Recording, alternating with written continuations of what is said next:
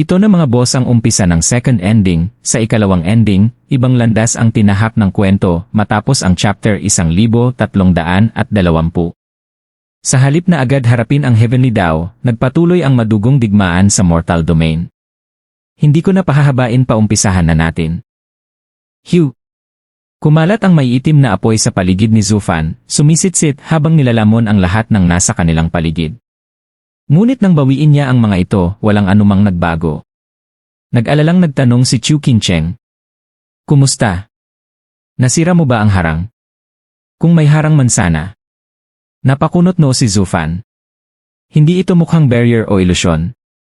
Kung ganoon lang iyon, matagal na itong sinunog ng aking Thunder Flame. Nag-atubili si Chu Qingcheng. Talagang napakakaiba at napaka-imposible nito. Qingcheng, tanong ni Zufan, may sinabi ba sa iyo si Ginoong Shui Jing? Nag-isip sandali si Chu Qingcheng bago tumango. Nangako siya gamit ang kanyang Dao Heart na walang barrier at walang formation dito.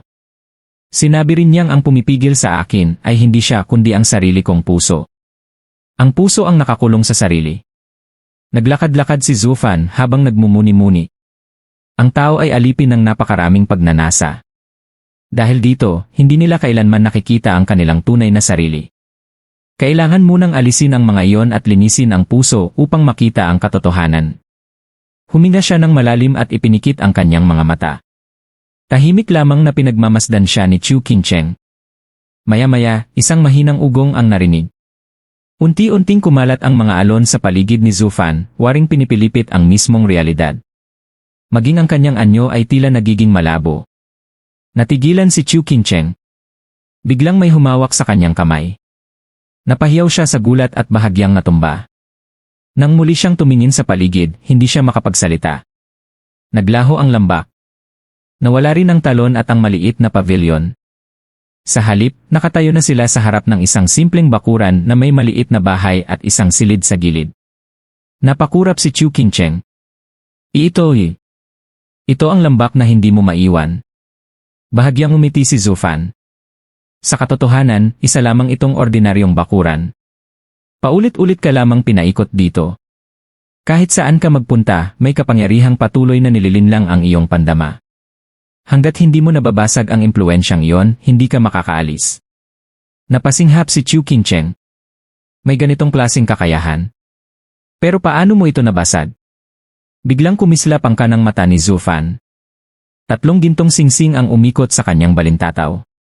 Marahil, nakangiti niyang sabi, pareho kami ng kakayahan ng taong gumawa nito. Nang mawala ang liwanag sa kanyang mata, marahan niyang tinapik ang kamay ni Qingcheng. Sa sandaling iyon, isang banayad na himig ng zither ang umalingaw-ngaw. Naniga si Chu Qingcheng sa takot. Siya yon. Si Shui Jing. Siya ang nagkulong sa akin. Mahigpit niyang hinila ang manggas ni Zufan. Ayos lang. Mahinahon ang sagot ni Zufan. Kung ano man ang darating haharapin natin. Sinundan nila ang pinagmumulan ng musika. Pag-ikot nila sa likuran ng bahay, nakita nila ang isang binatang nasa 20 taong gulang, tahimik na tumutugtog ng zither. Natakot si Chu Qingcheng at agad nagtago sa likuran ni Zufan. Samantala, magalang na yumuko si Zufan. Pagbati po, Ginoong Shui Jing. Hindi tumigil ang pagtugtog. Tanging isang tingin lamang ang ibinigay ni Shui Jing kay Zufan. Ang mga naranasan mo sa mortal na mundo ay nagpalawak ng iyong isip at puso, sabi niya habang patuloy sa pagtugtog. Hindi ko inaasahang agad mong mababasag ang gapos sa sarili mong puso. Magaling. Ngumiti si Zufan. Masyado ninyo akong pinupuri. Napakalayo ko pa sa inyong antas. Hindi ko nga namalayang pinakialaman na pala nyo ang aking puso. Kayo ang tunay na dalubhasa. Tumawa si Shui Jing. Hindi ka na gaya ng dati, mayabang at padalos-dalos. Malaki na ang ipinagbago mo. Tumango siya at itinigil ang pagtugtog. Sa isang kumpas ng kamay, lumitaw ang isang chessboard. Matagal na mula noong huli tayong naglaro. Ipakita mo sa akin kung gaano ka nakalayo. Masusunod. Umupo si Zufan habang si Chu Qingcheng ay tahimik na naupo sa kanyang tabi. Sa harap nila ay ang misteryosong ngiti ni Shui Jing. Isa-isang bumagsak ang mga piyesa sa chessboard. Nagbanggaan ang puti at itim sa matinding labanan. Makalipas ang 1 oras, halos hindi na malaman kung sino ang may kalamangan. Mas kalmado ka na ngayon, sabi ni Shui Jing habang naglalagay ng puting piyesa. Nawala na ang talim ng iyong dating pag-uugali. Tahimik na naglagay si Zufan ng itim na piyesa. Utang ko iyon sa inyong mga itinuro. Natutuhan kong hindi mahalaga ang pansamantalang tagumpay o kabiguan. Ang tunay na mahalaga ay makita ang mas malaking larawan. Hinding-hindi ko malilimutan ang aral na yon. Hindi mo lamang tinanggap ang aral, sabi ni Shui Jing. Nalampasan mo pa ito. Isa ka ng ganap na ibang tao. Masyado ninyo akong pinupuri. Lahat ng ito ay dahil sa inyo. Ngunit napabuntong hininga si Shui Jing. Sayang lamang hindi pa rin nawawala ang isa mong ugali. Tumingin siya ng diretsyo kay Zufan. Mahilig ka pa ring sumugal at umasa sa mga pakana. Napakapanganib niyan para sa isang tunay na manlalaro. Habang mas mataas ang iyong naaabot, mas tuso rin ang mga makakalaban mo, maaaring higit pa sa'yo. Sa bawat pagtatangka mong maging mas matalino kaysa sa iba, lalo mo lamang inilalantad ang sarili mong kahinaan. Pak! Mariing ibinagsak ni Shui Jing ang isang piyesa. Sa isang galaw lamang, maraming piyesa ni Zufan ang nawala. Kitang-kita na kung sino ang mananaig. Nagdilim ang mukha ni Zufan. Tama kayo. Isa lamang akong hamak na tao noong nagsimula ako. Wala akong kakayahang makipagsabayan sa mga tunay na makapangyarihan. Bahagya siyang ngumiti. Pero kung ganoon, bakit ang mga tulad ninyo ay patuloy pa ring nagbibigay pansin sa isang tulad ko? Itinaas niya ang tingin. Heavenly Sovereign. Naglagay siya ng isa pang puting piyesa. Hindi pa siya sumusuko. Alam niyang hindi na mababago ang takbo ng laban. Ngunit lagi niyang pinaniniwala ang darating ang pagkakataon. At kung hindi ito dumating, siya mismo ang lilikha nito gaya ng lagi niyang ginagawa. Mukhang nalaman mo na rin sa wakas. Kalmadong tugon ni Shui Jing. Samantala, natulala si Chu Qingcheng. Heavenly Sovereign. Ang pinakamakapangyarihan sa 10 sinaunang sovereign. Impossible. Hindi ba silang lahat ay namatay na? Kahit si Nether Sovereign ay isa na lamang ligaw na kaluluwa sa Nether Sea. Paano pa maaaring buhay ang Heavenly Sovereign? Ngumiti si Shui Jing. Kung ganoon, bakit kayo nakatitiyak? Sumagot si Zufan. Mula nang makuha ko sa inyo ang Divine Eye of the Void, palagi akong nababalisa. Iniisip kong balang araw ay hahabulin niyo ako dahil ninakaw ko ang inyong kapangyarihan. Ngunit kalaunan, napagtanto kong isa lamang pala itong malaking entablado. Isa-isang nagpakita sa akin ang iba't ibang sovereign at ginabayan ako. Hindi naman ganoon kalaki ang tingin ko sa sarili ko para isipin na napakahalaga ko sa lahat ng iyon. Kaya isa lamang ang naging konklusyon ko. Isa itong planadong pagsasaayos. Tumango si Shui Jing. Mas malakas ka na ngayon at mas malinaw na ang iyong pagtingin. Ipagpatuloy mo. Nagpatuloy si Zufan. Ang mga halimaw na nakalaban ko kanina ay mula sa mortal na mundo. Ramdam ko sa kanila ang aura ng mga sacred weapon. Noon pa lamang ay alam kong hahantong ako rito at mapapasa kamay niyo. Ngunit nang malaman kong sila ay inyong mga tauhan, naging malinaw ang lahat. Heavenly Sovereign, hindi niyo ako gustong patayin. Gusto ninyo akong gamitin. Kung hindi, bakit pa ninyo ako ililigtas at gagabayan sa demonic path? Marahang pumalakpak si Shui Jing. Magandang paliwanag. Ngunit ang lahat ng sinabi mo ay nakabatay sa isang bagay. Na ako ang Heavenly Sovereign. Paano kung hindi? Tumawa si Zufan. Ang pangalang Muon Mirror Fades to Void ay malinaw na tumutukoy sa landas ng kawalan. Sa simula pa lamang ay ipinakilala ninyo ang inyong tunay na pagkatao. Wala lamang nakaunawa sa tunay nitong kahulugan. Sino ba naman ang mag-aakalang ang pinakaunang sovereign ay namumuhay sa gitna ng mga mortal sa katauhan ni Shui Jing? Ang teknik na ginamit ninyo upang ikulong kami ni Qingcheng sa bakurang iyon-iyon ang ikatlong yugto ng Divine Eye of the Void, ang Marriage World, hindi ba? Muling kumislap ang kanang mata ni Zufan. 3 gintong singsing ang muling umikot. Ngunit dahil mababa pa ang aking antas sa landas ng kawalan, ilusyon lamang sa isang limitadong lugar ang kaya kong likhain. Samantalang kayo, kaya ninyong itanim ang ilusyon mismo sa isipan ng tao. Nakatakas lamang ako dahil mayroon na rin akong kaunting pagkaunawa sa landas ng kawalan. Ngumiti ang Heavenly Sovereign. Maganda ang naging bunga ng pagpunta mo sa mortal na mundo sa pagkakataong ito. Humahanga ako sa'yo. Sa pagkakataong ito, napaisip si Zufan. Mayroon bang iba pang pagkakataon? O sobra lamang ang iniisip ko? Ngunit hindi niya yon ipinahalata. Pinupuring niyo ako, ngunit may isang bagay pa rin akong hindi maunawaan. Ang pagliligtas niyo sa akin at paggabay sa aking tahakin ang demonic path, hindi iyon nagkataon lamang, hindi ba? Hindi ko pa rin maintindihan kung bakit ang mga pinakamakapangyarihang nilalang sa mundong ito ay nagkaka-interes sa isang hamak na tulad ko. Walang takot na itinanong iyon ni Zufan sa mismong pugad ng leon. Alam niyang hindi pa siya maaaring patayin. Kailangan pa siya ng Heavenly Sovereign. Kailangan pa siya nilang lahat. Kaya sinamantala niya ang mapanganib na sitwasyong iyon upang makuha ang pinakamaraming impormasyon hanggat maaari at makabuo ng sarili niyang plano. Ngumisi ang Heavenly Sovereign. Alam mong isa ka lamang hamak na piyesa sa laro ng mga malalaking manlalaro. Kung ganoon, dapat alam mo ring wala kang naging pagpipilian kailanman. Kami ang gumawa ng landas na iyong tinatahak. Sa madaling salita, hindi mo kailanman nagkaroon ng karapatang pumili ng sarili mong daan, munting kapatid. Nabigla si Zufan. Ano ang ibig mong sabihin?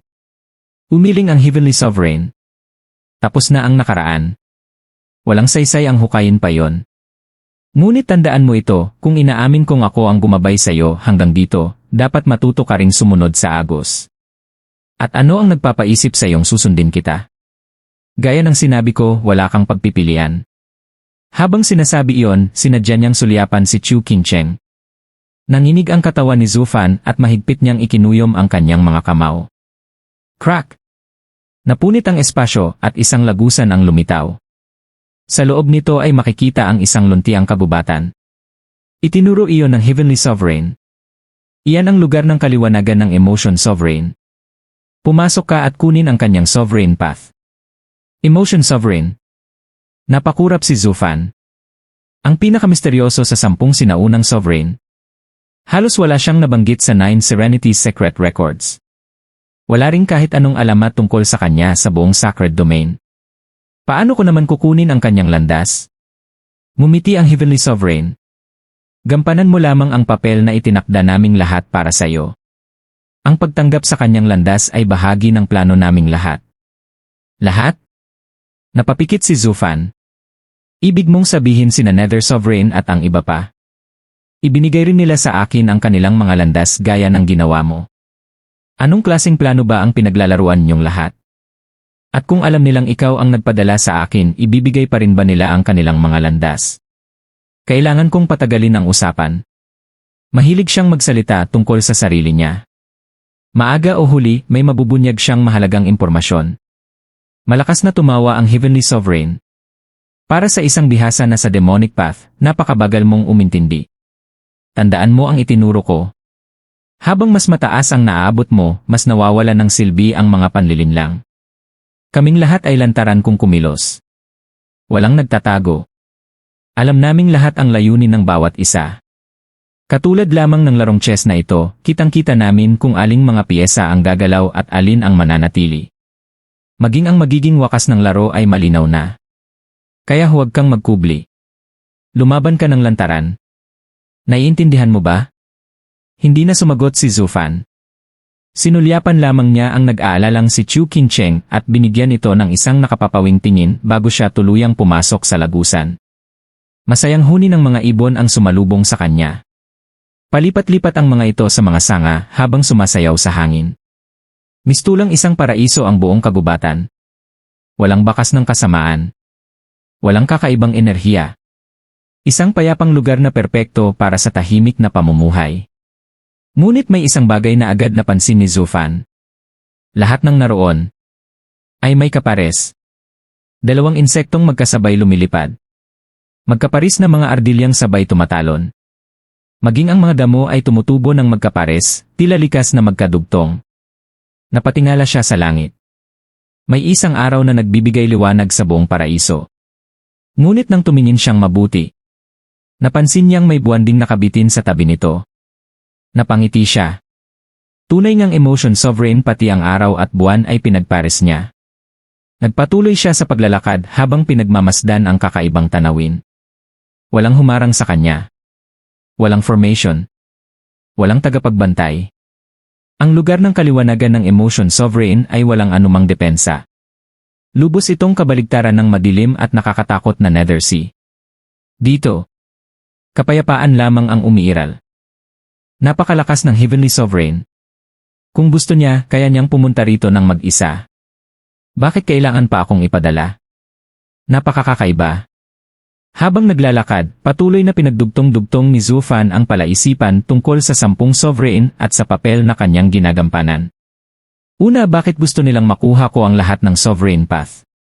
Hindi ba sapat ang isa lamang? Ikalawa, bakit nagkaisa ang 9 na sovereign laban sa Heavenly Sovereign? Ano ba ang hindi ko pa nakikita? Hindi siya makakahanap ng sagot kung tatayo lamang siya roon. Kaya nagpatuloy siya hanggang makarating sa isang yungib. Sa ibabaw nito ay nakaukit ang mga salitang Cave of Emotion. Magalang siyang yumuko. Pagbati, Sovereign. Katahimikan lamang ang sumagot. Napakunot noo si Zufan. Wala ba siya rito? O nagkamali lang ang Heavenly Sovereign? Napakaraming mundo sa kalawakan. Maya-maya. Isang banayad na tinig ng babae ang narinig mula sa loob ng kuweba. Sa wakas dumating ka rin. Babae pala hindi lalaki. Ay! Tumango si Zufan. Pinatunayan lamang nito ang sinabi ng Heavenly Sovereign. Mukhang itinadhana nga akong maging piyesa ng mga sovereign pero hindi habang buhay. Muling nagsalita ang babae. Sino ang nagdala sa iyo rito? Diretsahang sumagot si Zufan. Ang Heavenly Sovereign. Siya ang naghatid sa akin sa inyong lugar ng kaliwanagan. Mahinang bumuntong hininga ang tinig. Pagkaraan ng napakahabang panahon, hindi nakatakatakang natuklasan na ako ng Heavenly Sovereign. Tama si Nine Serenities. Ang tunay na magwawagi ay nakasalalay pa rin sa tadhana. Naguguluhang nagsalita si Zufan. Sovereign, kung ayaw ninyo, maaari naman akong umalis. Hindi. Napakatagal kitang hinintay. Hindi kita hahayaang umalis ng walang dala. Pagkasabi nito, isang makulay na liwanag ang lumipad palabas ng kuweba. Pumasok ito sa katawan ni Zufan at nanatili roon. Napahawak siya sa sarili niyang katawan at sinuri kung may pagbabago. Pagkaraan ng ilang sandali ay napangiwi siya. Yun na ba yon? Pwede ka nang umalis. Napakamot si Zufan. Akala ko pa naman katulad dito ng estilo ni Nether Sovereign. Wala man lang laban sa hukbo ng mga kaaway. Walang habulan hanggang mamatay. Wala ring imposibleng palaisipan. Pagkatapos ng lahat ng pagsubok na pinagdaanan ko sa iba, parang napakadali naman ito. Parang napakarandom. Biglang sumigaw ang babae. Ayaw mo ba? Eh di malas mo. Lumayas ka na. Napakurap si Zufan. Hindi niya inaasahan ang ganoon kabagsik na ugali. Si J. Magalang siyang yumuko. Ingat po, Sovereign. Bumalik siya sa lagusan, ngunit bago tuluyang umalis ay minsan pa niyang nilingon ang paraisong iyon. At sa mismong sandaling mawala siya. Naglaho rin ang buong paraiso. Nawala ang magkapares na mga ibon at insekto. Naglaho ang araw at buwan. Ang dating makulay na mundo ay naging kulay abo. Mula sa ulap hanggang sa lupa. Pati ang mga batuhan ay naging maputlang abo. Umihip ang malamig na hangin sa gitna ng makakapal na ulap. Sa ibaba, nagkalat ang walang katapusang mga buto. Mga payat na aso at mga uwak ang gumagala roon, naghahanap ng anumang natitirang laman. Muling nagsalita ang babae. Kung ang langit ay marunong magmahal, matagal na sana itong tumanda. Ang pag-ibig ang pinaka-nakamamatay na lason sa mundong ito. Naghasik ng kaguluhan ang Heavenly Sovereign sa buong mundo, ngunit bumagsak din siya sa aking pangakit. Mula noon ay hindi na siya muling naglakas loob na tumuntong dito. Ngayong ipinadala niya ang ibang tao upang kunin ang aking landas, ibig sabihin ay malapit na niyang maalis ang aking impluensya. Kaunti na lamang ang natitira nating oras. Baliyuyu, handa ka na ba? Isang babae ang tumayo sa harap ng kuweba at marahang tumango. Biglang napuno ng kulay rosas na liwanag ang loob ng kuweba. Muling nagsalita ang tinig. Malapit na tayong kumilos, kaya kailangan kitang paalalahanan. Ang natitira kong bakas ng kaluluwa ay nakaligtas lamang dahil sa aking sovereign path.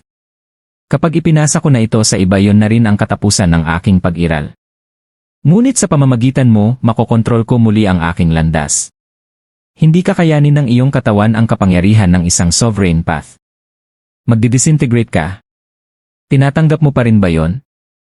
Malamig ang titig ni Baliyuyu sa kuweba. Hindi ba gusto ninyong pigilan ang Heavenly Sovereign? Bakit ngayon pa ninyo ako sinusubukang pigilan? Mahinahong sumagot ang babae. Wala kaming personal na galit sa Heavenly Sovereign. Magkaiba lamang ang aming mga landas. Hindi emosyon ng mortal ang dahilan nito. Masaya akong handa kang magsakripisyo para sa akin. Ngunit bilang emotion sovereign, kailangan kong tiyakin ang iyong pasya. Sapagkat ang damdamin ay kasing tigas ng bato. Ang tunay na pag-unawa sa emosyon ay ang maranasan ang bawat anyo nito sa pinakamatinding sandali. Ipinadala ka rito ni Nether Sovereign dahil naniniwala siyang kaya mo yon. Ngunit alam kong isang tao lamang ang laman ng iyong puso. Kung sapat ba yon o hindi? Mahinang ngumiti si Baliyuyu. Alam ko. Hindi ko hahayaang mauna siyang mamatay kaysa sa akin. Boom! Nagliwanag ng matindi ang kuweba. Isang sinag ng liwanag ang pumasok sa katawan ni Baliyuyu. Nanginig siya sa matinding sakit. Ngunit nang muli niyang imulat ang kanyang mga mata. Isa na itong nakakatakot na titig. Rumble! Gumuho ang buong bundok. Lahat ng nasa loob ng 1,000 milya ay naging abo. Sa isang kisap mata. Lumipad si Baliyuyu at naglaho sa malayo. 100 milya ang layo mula sa Mirror Moon Cottage. Isa-isang lumubog ang mga banal na bato sa lupa, bumubuo ng isang kakaibang formation. Huminga ng malalim si Xuang-er at gumawa ng sunod-sunod na hand seal. Seryosong nagsalita si Li Jingshan. Binibining Xuang-er, maililigtas ba talaga natin si Steward Zhuo gamit ang formation na ito? Kahit si Steward Zhuo mismo ay walang kumpiyansang talunin si Shui Jing sa larangan ng formations. Paano mo ni? Umiling si Xuang-er. Hindi ito para labanan si Shui Jing, kundi para gabayan siya. Masakit ang ekspresyon sa kanyang mukha. Ito ang misyong iniwan ng aking ninuno sa aming angkan. Ang bigyan si Kuya Zhuo ng 100 upang makaalis. Sa sandaling iyon, isang makulay na liwanag ang sumiklab. At mula sa katawan ni Xuang-er ay sumabog ang isang nakapangingilabot na aura, na siyang lubos na nagpatulala sa lahat. Lumakad si Swordheart patungo sa matayog na bangin habang nakangiti sa papalubog na araw. Sa kanyang likuran ay tahimik na sumusunod ang maingat na si Swordchild. Malapit nang matupad ang kanyang hiling. At kapag nangyari yon, magkakaroon na ng kapayapaan ang mundong ito. Nanatiling tahimik si Swordchild at tinitigan lamang siya. Ano ang pangalan mo? Tanong ni Swordheart. Swordchild. Ang master mo ba ang nagbigay niyan? Ama ko siya, matigas na sagot ni Swordchild. Yumaling si Swordheart. Ganyan niya ang mga tao. Ginawa niyang anak ang sarili niyang espada. Paano ka naman tinitingnan ng master mo? Hindi ba halata? Bilang puso niya. Napabuntong hininga si Swordheart. Ang espada ay tumatama kung saan nais ng puso. Ako ang kanyang espada, kumikilos ayon sa kagustuhan ng kanyang puso. Iisa kami, ako at siya. Kung ganoon, kapatid ba ang turing niya sa'yo? Hindi. Ang magkapatid ay may kanya-kanyang isip, samantalang kami ay isa ang kalooban. Ngumiti siya. Kung ano ang gusto niyang gawin, iyon din ang gusto ko. Hindi tulad ng ama mo na mahilig magsalita tungkol sa pagiging makatao at tinatawag kang anak. Hindi ba ang pagiging magulang ay isa ring uri ng pagkaalipin? Kailangang sumunod, kailangang makinig. Napakapeke at napakakitid ng pagiging makatao. Humph, tapos. May panlilibak sa tinig ni Swordchild. Ginawa ka ng master mo ayon sa sarili niyang imahe. Sa huli, isa ka lamang kopya niya. Sa pinakamaganda, pareho lang kayong sumusulong. Sa pinakamasama, isa ka lang replika. Ang ama ko'y tinatrato kaming parang tunay na anak, ngunit hindi niya kailanman ipinipilit ang kanyang paniniwala sa amin. Ganoon din si Clan Headluo, ganoon din si Kilin. Isa lamang akong espada. Kaya sino ba talaga ang master at sino ang alipin? Tumingala si Swordheart sa langit. Ang Heavenly daw ay walang damdamin. Walang hanggan ang pag-iisa nito at hindi nadudungisan ng masalimuot na emosyon ng tao. Kaya sa huli, sa 10 sinaunang sovereign, isa lamang ang kumakatawan sa langit at 9 ang kumakatawan sa sangkatauhan. Ibinahagi ng Siyam ang kanilang mga landas, ngunit isa lamang ang Heavenly Dao. Ganoon din kami. Hindi dahil gumawa siya ng kopya ng sarili niya, kundi dahil likas na magkakahawig ang Heavenly Dao. Ako ang kanyang espada, at ipinakita niya sa akin ang tunay na Heavenly Dao upang makalikha kami ng isang dalisay na mundo. Anong kinalaman niyan sa ama ko? Wala naman siyang ginawang masama sa inyo. Malaki ang kinalaman niya. Bahagyang ngumiti si Swordheart. Maging para sa Heavenly Dao o para sa sangkatauhan, siya ang susi. Ang direksyon ng mundong ito ay nakasalalay sa kanyang mga balikat. Ang kapalaran ng lahat ay nasa kamay ng isang tao. Napangiti siya. Kung magiging maayos ang lahat, ngayong gabi natin makikita kung saan tutungo ang mundong ito. Hahahan. Kinabahan si Swordchild habang unti-unting sumisiksik ang masamang pakiramdam sa kanyang dibdib. Hush! Dalawang figura ang lumitaw at yumukod kay Swordheart. Ginoo, tapos na po. Sila ang dalawa sa 8 halimaw mula sa mortal na mundo. Kinawayan sila ni Swordheart upang umalis sa kamuling tumingin kay Swordchild. Alam mo ba kung sino sila? Noon, sila ang pinakamalalakas na eksperto sa mortal na mundo. Mga taong buong buhay na hinabol ang sukdulan ng lakas. Ngunit habang lalo silang lumalakas, lalo nilang naramdaman ang pagkadismaya nang marating nila ang pader na hindi nila malampasan. Dahil hindi sila sanay mabigo, unti-unti silang nawalan ng kumpiyansa.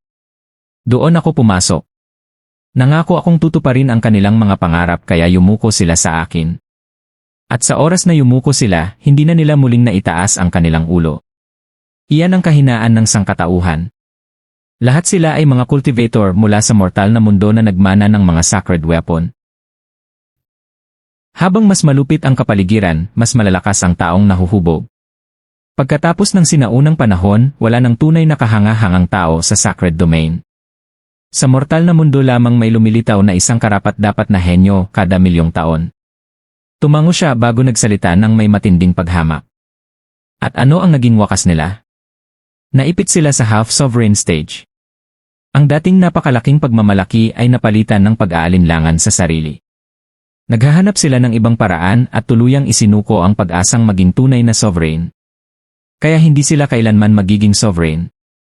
Habang buhay pa ang Sword Sovereign, okupado na ang upuan dahil isa ang kanilang tinatahak na landas ng espada, mariing sabi ni Swordchild. Yumaling si Swordheart. Mali. Ang 10 landas ng langit ay tila 10 lamang, ngunit hindi ibig sabihin ay hindi na maaaring magbago. Mahirap man, kung may makahanap ng panibagong daan, maaari rin siyang maging sovereign ng espada. Swordchild, noon ay may isang Patriarch Blood Demon. Siya ang may lakas ng loob na subukan iyon at halos nagtagumpay. Ngunit nang mabigo siya, naniwala ang lahat na wala ng ibang landas at nawala ng tapang. Ikaw kaya, bata, magkakaroon ka ba ng lakas ng loob? Nagninning ang mga mata ni Swordchild sa matinding pagnanais na lumaban. Hahaha, baka hindi mo na magkaroon ng pagkakataon kung mabigo ang master mo. Tumawa si Swordheart habang marahang tinapik ang ulo ng bata. Halika. Panoorin natin ang huling yugto ng iyong master. Lumakad si Swordheart at tahimik namang sumunod si Swordchild. Nang makarating sila sa bakuran ni Heavenly Sovereign, nakita nila itong nakaupo sa kanyang upuan habang seryosong nakatitig sa chessboard. Palakad-lakad naman si Chu Qingcheng, paminsan-minsang lumilingon sa portal ng may pag-aalala. Lumapag sina Swordheart at Swordchild. Handa na ang lahat, magalang nasabi ni Swordheart. Napakaganda. Sandaling sinulyapan ni Heavenly Sovereign si Swordchild. Napabuntong hininga si Chu Qingcheng. Bakit ka narito? Napakapanganib dito. Nasaan si ama? Tanong ni Swordchild. Napatingin si Chu Qingcheng sa portal. Pumunta siya upang hanapin ang Emotion Sovereign. Pakiramdam ko'y mortal na magkaaway ang dalawang sovereign. Dahil si Zufan ang pumunta bilang kinatawan ni Heavenly Sovereign Bakai. Hindi na niya itinuloy ang sinabi. Nag-aalala rin si Swordchild. Kaswal na lumabas si Zufan mula sa portal. Agad siyang sinalubong ng ngiti ni Chu Qingcheng at Swordchild. Sinulyapan siya ni Heavenly Sovereign at nanlibak. Katulad ng sinabi ko, ibinigay sa iyo ng babaeng iyon ang kanyang landas. Nasa akin na ito. Ano pa ang gusto mo? Malamig na tanong ni Zufan. Kibit balikat si Heavenly Sovereign at muling nagbukas ng portal. Sa kabilang panig ay ang Sacred Mountains. Naroon ang mga disipulo at ang 6 na Mountain Lord. Ngunit lahat sila ay walang malay. Napakunot no si Zufan. Nagsalita si Heavenly Sovereign. Bilang tagapagmana ni Nine Serenities, naabot mo na ang maagang Saint Stage gamit ang Demon Transformation Art, ngunit malayo ka pa sa sukdulan. Ang puso at isipan mo naman ay sapat na ang lawak dahil sa napakaraming mana ng mga Sovereign. Ang kulang na lamang upang maging Sovereign ay sapat na akumulasyon ng lakas. Ano? Nanlaki ang mga mata ni Zufan. Gusto mong higupin ko ang lahat ng enerhiya nila? Natural. Ngumisi si Heavenly Sovereign. Kung hindi, bakit pa kita pinigilang magpatayan kayo noon? Ang mga disipulo ng Sacred Mountains ay nagsasanay ng pinakadalisay na mga pamamaraan at may napakatatag na pundasyon. Sila ang pinakamainam na pagkain para sa iyong paglilinang. Ano ba talaga ang balak mo? Bakit mo gustong maging sovereign ako? Isipin mong tinutulungan lang kita. Napangisi siya. Hindi lang ako. Gusto rin yun ng ibang mga sovereign. Kung hindi, bakit pa nila ipinamana sa iyo ang kanilang mga landas? Pero magkaiba ang mga layunin nyo. Bakit mo pa iniintindi yon? Nakalimutan mo na ba ang lugar mo, munting piyesa? Wala kang kapangyarihan dito. Tumingin siya kina Chu Qingcheng at Sword Child. Kung hindi lang dahil sa pagmamadali, matagal na sana kitang pinakain ng napakaraming materyales. Sa tingin mo ba gusto kong maghintay ng ganito katagal? Kaya ano? Gagawin mo ba o hindi? Nanginginig ang mukha ni Zufan. Napabuntong hininga siya bago gumawa ng selyo gamit ang kanyang mga kamay. Unti-unting umagos palabas ng kanyang katawan ang napakadilim na itim na enerhiya. Sa isang kisap mata, naging isang dagat ng kadiliman iyon at nilamon ang lahat ng tao sa kabilang panig ng portal. Hindi man lamang sila nakapagpumiglas. Isa-isa silang naglaho habang hinihigop ang kanilang lakas. Bumalik ang itim na enerhiya sa katawan ni Zufan, pinupuno siya ng napakalakas na kapangyarihan. Ngumiti si Heavenly Sovereign. Pinipigilan mo pa ang sarili mo. Natatakot kang lamunin ka ng Demon Transformation Art tulad ng nangyari sa iyong disipulo at sa iba pa. Huwag kang mag-alala. Ang backlash ay nangyayari lamang sa may mahinang katawan na hindi kayang pasanin ang napakaraming enerhiya, o sa may mahinang isipan na nadadala ng mga pagsisisi ng mga biktima. Nalampasan mo na ang dalawang iyon. Kaya mag-cultivate ka na. Lintik ka. Hindi magyayari ang gusto mo. Tandaan mo ang mga salitang ito. Nanginginig si Zufan habang lalo pang sumabog ang kanyang itim na enerhiya. Sa isang iglap, ang natitirang mga tao sa portal ay naging abo. Napaurong si Chu Qingcheng sa takot. Tumango lamang si Heavenly Sovereign. Gamitin natin ang maikling sandaling ito upang muling pag-usapan ang Heavenly Dao gaya ng dati, munting kapatid ang pagtatalo natin bago nagsimula ang dakilang digmaan. Unti-unting nagliwanag ang kanyang mga mata. Napalibutan si Zufan ng naggangalit na itim na enerhiya, ngunit sa kabila ng rumaragasang kapangyarihang dumadaloy sa kanyang katawan, malinaw pa rin niyang naririnig ang bawat salitang binibigkas ni Heavenly Sovereign. Nang ang sansinukob ay nasa pinakasimula pa lamang, ang langit at lupa ay dalisay at malinaw. Ang lahat ng nilalang ay tapat at ang sigla ng buhay ay umaapaw. Ang matuwid na enerhiya ang naghahari noon, ang pinakadalisay na panahon sa buong kosmos. Habang naglalakad sa paligid, nagpatuloy si Heavenly Sovereign. Ngunit nang lumitaw ang sangkatauhan, nagsimulang mabaluktot ang sigla ng mundo. Dahil sa mga demonyong nasa puso ng tao, nahamon ang katuwiran ng daigdig ng demonyong landas at lalo lamang itong nagulo. Ang demonyong landas ay hindi kailanman bahagi ng mundong ito. Nagmula ito sa tao mismo. Sa madaling salita, ang puso ang ugat ng lahat ng kasamaan. Kung nais linisin ang mundo, hindi ba't nararapat lamang nalipulin ang pinagmumulan nito? Mula sa loob ng maitim na enerhiya ay narinig ang nanginginig na tinig ni Zufan. Hindi ba't nakakatawa? Pinag-uusapan mo ang pagpuksa sa demonyong landas samantalang bahagi ako nito. Iyan mismo ang dahilan. Sagot ni Heavenly Sovereign na may malamig na ngiti. Dahil narating mo ang sukdulan ng demonyong landas, ikaw ang higit na nakaunawa kung gaano kasuklam-suklam ang puso ng tao. Kaya tatanungin kita ng direkta. Nagningas ang kanyang mga mata sa pagpatay. Ang mga tao ay nag-ipon lamang ng napakaraming kasalanan at tuluyang isinumpa ang sarili nilang kapalaran. Hindi ba't dapat silang mamatay lahat? Huminga ng malalim si Zufan. Totoo likas na marumi ang tao, pero... Walang pero. Mariing pinutol siya ni Heavenly Sovereign. Sa napakahabang paglalakbay mo bilang isang demonic cultivator, patuloy kang naghahanap ng kahit pinakamaliit na dahilan upang huwag lipulin ang sangkatauhan. Iyan ang dahilan kung bakit mula sa pagiging isang hamak ay naging tunay kang demonyo. Nakita mo ang kabutihan at kasamaan sa puso ng tao at alam mong karapat-dapat silang mamatay.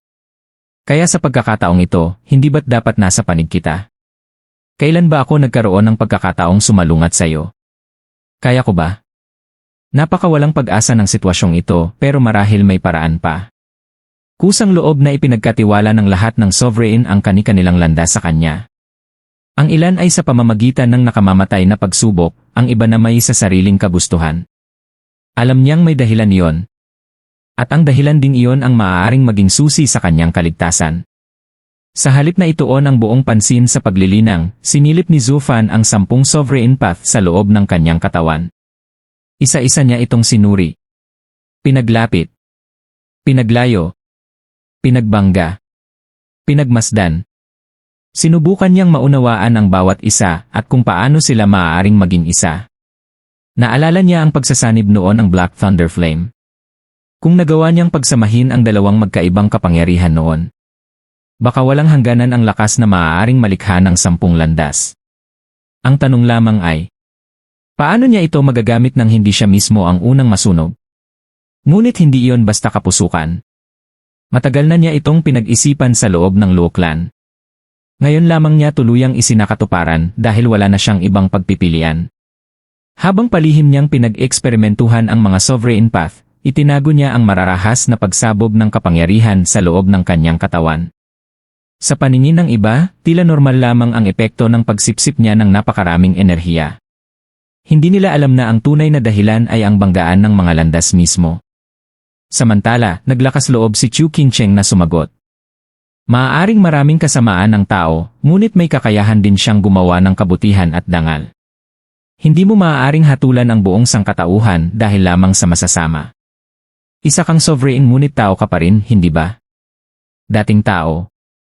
Malamig ang tinig ni Heavenly Sovereign. Ngunit nang maabot ko ang Void Path at maging Heavenly Sovereign, hindi ko na itinuring ang sarili kong tao. Nililinang ko ang Heavenly Dao, ang kawalan. Lahat ng aking pagiging tao ay nabura na. Ako ang sugo ng Heavenly Dao. Ako ang hahatol sa halip nito upang alisin ang lahat ng dungis sa mundong ito. Iyan ang aking tungkulin. Napangiti siya ng mapanlait. Dahil minsan akong naging tao, mas alam ko kung gaano kalalim ang lason na ito. Kailangang anihin ang buong mundo upang muli itong maging dalisay. At tungkol naman sa sinasabi mong dangal at kabutihan. Biglang nanginig si Zufan. Pumutok ang kanyang aura bago muling kumalma. Ang paulit-ulit na pagsanib ng mga sovereign path ay nagbubunga ng napakalaking kapangyarihan, ngunit kapalit nito ay matinding pinsala sa kanyang katawan. Muntik na pero tama ang direksyon ko. Ang enerhiyang nalilikha sa pagkikiskisan ng mga landas ay higit pa sa lahat ng kapangyarihang nakuha ko mula sa mga saint. Tinapik siya ni Heavenly Sovereign sa balikat. Magaling. Tunay ngang kamangha-mangha ang Demon Transformation Art. Ito ang pinakamabilis na cultivation method sa buong mundo. Naabot mo na ang mid-saint stage. Ngunit may isang bagay akong hindi maintindihan. Napailing siya. Bakit habang lumalakas ka ay tila bumabalik naman ang cultivation mo sa ikalimang antas ng foundation establishment stage? Nakalilito talaga. Ngumiti si Zufan. Ito ang true self art. Natutuhan ko ito mula sa isang matanda sa mortal na mundo. Kapag naabot mo ang sukdulan ng iyong landas, babalik ka sa pinagmulan. Hindi ba't yan din ang hinahanap ng mga dakilang nilalang na tulad ninyo? Yumaling si Heavenly Sovereign. Hindi.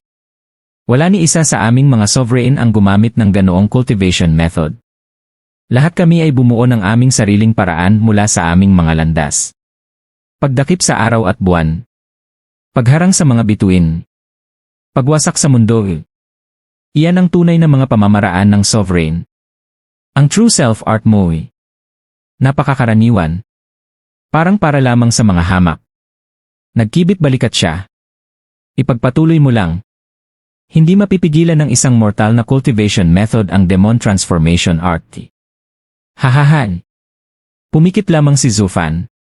Hindi niya pinansin ang panunuya. Hindi ko rin naman balak itong pigilan. May kung anong tumatawag sa akin. Ano nga ba ang tunay na sarili? Ang pag-angat ba sa pagiging tao? Walang hanggang habag? Pag-ibig? Kaligayahan? O ang pagiging isa sa buong sansinukob? Ngumiti si Heavenly Sovereign. Nasaan na nga ba tayo? Tama. Tungkol sa sinabi ni Miss Chu. Ang dangal at kabutihan. Humph. Napakapaimbabaw. Isa lamang iyong maskara upang itago ang baluktot na puso ng tao. Wala iyong kaugnayan sa tunay na katuwiran. Ang tao ay sarili lamang ang iniisip. Pinoprotektahan lamang nila ang sariling interes. Ginagamit pa nila ang iba upang mailigtas ang kanilang sarili. Kailangan nila ng magandang dahilan upang sila ang maging bida. Pagpuksa sa kasamaan. Paglipol sa mga demonyo. Wala iyang iba kundi dahilan upang sakupin at alisin ang mga banta sa kanila. Mayroon bang taong kumikilos ng iba? Tumingin siya kay Zufan. Ikaw mismo ang patunay. Nang makitungo ka sa 8 Emperors at Sacred Mountains, ginamit mo ang moral na katuwiran upang hindi sila magkaisa laban sa iyo. Iyon lang ang paraan upang hindi ka nila mapaligiran. Iyan ang dahilan kung bakit sinabi kong naging tunay kang demonyo matapos mong maglakbay sa mortal na mundo. Natutuhan mong gamitin ang mga demonyo sa puso ng tao laban sa kanila. Bahagya siyang tumigil. Ngunit aminin kong mayroon pa ring ilan. Napakabihira. Mga taong tunay na mabuti. Muling nanginig si Zufan. Mas lalo pang sumabog ang kanyang aura. Naabot na niya ang late saint stage. Kasabay nito, bumalik ang kanyang cultivation sa ikatlong antas ng foundation establishment stage. Malapit na. Tinitigan siya ni Heavenly Sovereign. Hindi ko kailanman itinanggi na may tunay na mabubuting tao. Ngunit ano ang silbi nito? Kapag nabaluktot ang puso nila, sila rin ay magiging demonyo. Kapag nilamon ng dumi ng mundo ang kanilang kabutihan, demonyo rin ang isisilang. Ikaw ang higit na nakaunawa nito. Ang puso ng tao ang pinakawalang katiyakan sa buong mundo. Ang isang anghel ay maaaring maging demonyo sa loob lamang ng isang gabi. Ang kabutihan ng tao ay panahon lamang ng paghihintay bago tuluyang isilang ang isang demonyo. Lahat sila ay magiging ganoon kapag dumating ang panahon. Libu-libong saint ang naging abo. Iilan na lamang ang natitirang buhay. Umabot na si Zufan sa peak saint stage. Tagumpay. Sa loob ng kanyang katawan, lalo pang naglapit ang 10 sovereign path. Unti-unting humupa ang mararahas nilang banggaan. At mula sa kanilang pagsasanib ay isinilang ang isang bagong kapangyarihan. Isang kapangyarihan hindi pa kailanman nakita. Ngumiti si Heavenly Sovereign na wari itiyak na ang kanyang tagumpay. Sa kanyang kanang mata ay umikot ang 10 gintong halo. Munting kapatid tulad ng dati hindi mo pa rin ako makukumbinsi. Kaya tulungan mo na lamang ako. Tulungan mo akong maabot ang supreme stage. Upang maging sukdulang nila lang. At wasakin ang mundong ito. Upang muli ko itong likhain. Boom! Nagbago ang buong kalangitan. Lumitaw ang isang napakalaking mata sa himpapawid. Sa gitna nito ay umiikot ang 10 gintong singsing. Nanginig si Zufan. Para bang dinurog ang kanyang buong katawan. Hindi siya makahinga. Mistulang mababasag ang bawat buto niya. Heavenly Sovereign, ano ang ginagawa mo? Ngumisi ang huli. Kukunin ko ang mga sovereign path na ibinigay sa iyo ng iba. Divine Eye of the Void, ika-10 yugto. Void Abyss. Hush! Mas lalong nagliwanag ang 10 gintong singsing. Biglang kumulo ang buong lakas ni Zufan. Namula ang kanyang balat. Tumagas ang dugo sa bawat bahagi ng kanyang katawan. Pakiramdam niya ay may humihila mismo sa kanyang kaluluwa. Kasabay nito ay may isa pang sigaw na kanyang narinig. Pilitan niyang ibinaling ang ulo. Si Chu Qingcheng. Gaya niya, naghihirap din ito. Namimilipit sa sakit habang may kung anong pilit na hinihila palabas ng kanyang katawan. Heavenly Sovereign. Ako ang gusto mo. Hayaan mo siya. Ngumiti lamang si Heavenly Sovereign. Tinutupad ko ang aking salita. Palalayain ko si Miss Chu. Ngunit may kailangan muna akong kunin.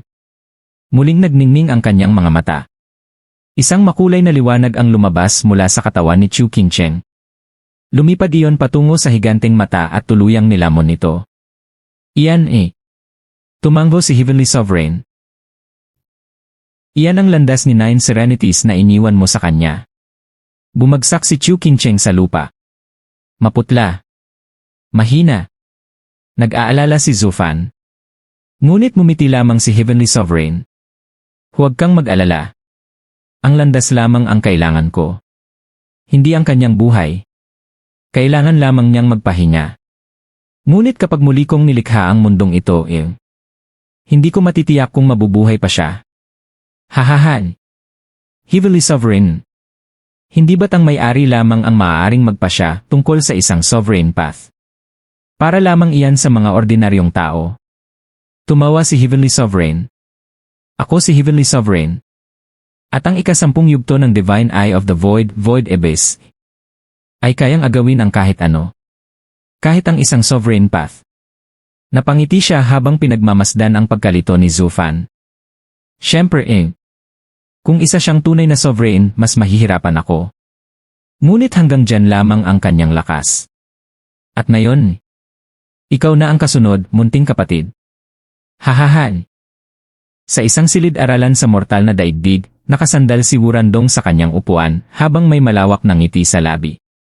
Mula nang bumagsak ang Sword Star Empire, naging payapa na ang kanyang buhay. Wala na siyang kailangang alalahanin kundi ang pamamahala sa ilang mga gawain. Iisa na lamang ang kanyang misyon, ang hintayin ang hudyat ni Zufan. Pak! Isang biglaang pagsabog ang gumulat sa kanya. Mabilis siyang napalingon. Ang nakasabit na Jade Soul Plaque ay nabasag sa 5 piraso at bumagsak sa sahig. Nahulog ang aklat sa kanyang kamay habang malakas siyang sumigaw. Guardia! Ano po ang nangyari, Panginoon? Ano po ang inyong utos? Nagmadaling yumuko ang guardia, litong-lito. Huminga ng malalim si Wurandong upang pakalmahin ang sarili. Ipag-utos mong tipunin ang lahat ng Aray Grandmasters sa buong lupain. Simulan agad ang malaking pormasyon. Opo. Agad na umalis ang guardia. Lumapit si Wurandong sa 5 piraso ng Soul Plaque at marahang hinaplos ang mga ito habang puno ng pag-aalala. Ipinagbili ng Palace Lord na kapag nabasag ang Soul Plaque na ito, dapat agad naming buhayin ang malaking pormasyon. Kung napilitan siyang gamitin ang huling hakbang na ito, ibig sabihin, nasa matinding panganib siya. Mahigpit niyang kinuyom ang kamao. Palace Lord, sana'y ligtas ka. Pagkaraan ng 3 araw. Sa dating Thunder Pavilion ng Sword Star Empire, nagtipon ang mahigit 20 Aray Grandmasters, lahat ay nasa ika-11 baitang pataas. Nagmadaling dumating si Wurandong at nadatnan sina Wu Qingqiu, Shangguan Qinyan, at ang iba pang pinakamakapangyarihang tao sa mortal na daigdig. Sir Wu, tanong ni Wu Qingqiu, may nangyari ba kay Zufan? Kumikilos na ba ang Devil Palace? Tumango rin si Shangguan Qinyan. Nasa sacred domain sina Zufan at Ama. May masama bang nangyari? Umiling si Wurandong. Hindi ko rin alam. Tanging Soul Plaque lamang ang iniwan ng Palace Lord na may bahid ng kanyang kaluluwa. Sinabi niyang kapag siya mismo ang nagpabasag nito, nangangahulugang sukdulan na ang panganib. Kailangan nating buhayin agad ang Recoil Array. Kapag gumana ito, malalaman natin kung ano ang tunay na nangyari. Doon natin mismo siya matatanong. Nabahala ang lahat ngunit sabay-sabay silang tumango. Tumingala si Wurandong sa langit. Tanghaling tapat na. Panahon na! Sabay-sabay na gumawa ng mga hand seal ang mahigit 20 Aray Grandmasters. Kasabay nito, ang iba pang mga Aray Masters na nakapwesto sa World Wind Tunnels sa iba't ibang panig ng mortal na daigdig ay sabay ring nagpaandar ng kanilang mga pormasyon. Isi. Lumitaw ang isang napakalaking alon ng enerhiya. Isang haliging liwanag ang bumulusok mula sa Thunder Pavilion patungo sa kalangitan. Kasunod nito, ang 7 pang World Wind Tunnels ay naglabas din ng sarili nilang mga sinag ng liwanag. Rumble! Nanginig ang buong mortal na daigdig. Parang mga sibat na bumutas sa kalangitan ang 8 haligi ng liwanag. Sa ibabaw ng Mirror Moon Cottage, nagsimulang manginig ang napakalaking mata sa langit kasabay ng pagyanig ng kalawakan. Kumikislap ang mga mata ni Zufan. Ano yon? Tanong ni Sword Sovereign. Habang patuloy ang pagyanig, unti-unting humina ang napakabigat na puwersang dumidiin kay Zufan. Nagsimulang mabiyak ang kalangitan sa paligid. Unti-unting kumalat ang mga bitak, tila sisirain ang kapangyarihan ni Heavenly Sovereign sa bahaging iyon ng mundo. Ang mortal na daigdig gumagalaw na. Biglang lumingon si Heavenly Sovereign kay Zufan. Akala mo ba maililigtas ka ng mga hamak na nilalang na yon, munting kapatid? Ako ang magtatagumpay. Hindi mo ako mapipigilan sa paglilinis ng mundong ito. Napansin ni Zufan na habang bumabagsak ang mortal na daigdig, malinaw ding naapektuhan ang aura ni Heavenly Sovereign. Nawala ang dati nitong katahimikan. Sa unang pagkakataon, naging baliw at magulo ang ekspresyon nito, sa kabila ng paglalakad nito sa dao ng kawalan. Mortal Domain? Nagtatakang tanong ni Sword Sovereign. Nagwawala na naman ba ang tatlong halimaw na yon? Sayang at nasa Sacred Domain ang 5 Sacred Weapons. Kung hindi, matagal ko na silang pinatahimik. Gusto mo bang pigilan ko sila? Kapag bumagsak ang Mortal Domain, mawawala rin ang pinagmumulan ng iyong kapangyarihan. Nagnitngit si Heavenly Sovereign. Sa kauna-unahang pagkakataon, may ibang emosyon na makikita sa kanyang mukha bukod sa walang hanggang kapanatagan. Umalis ka na. Pigilan mo ang pagbagsak ng Mortal Domain. Nararamdaman kong muling kumikilos ang bewitching. Hindi ko na ito mapipigil ng matagal. Kailangan kong magsagawa ng closed-door cultivation, ngunit bago yon. Ibinaling niya ang nag-aapoy na tingin kay Zufan. Tatapusin muna kita. Agad na lumipad si Sword Sovereign patungo sa pinakamalapit na World Wine Tunnel. Samantala, mas lalo pang lumakas ang puwersang dumidiin kay Zufan. Lumalangit-ngit ang kanyang mga buto. Halos mawalan siya ng ulirat.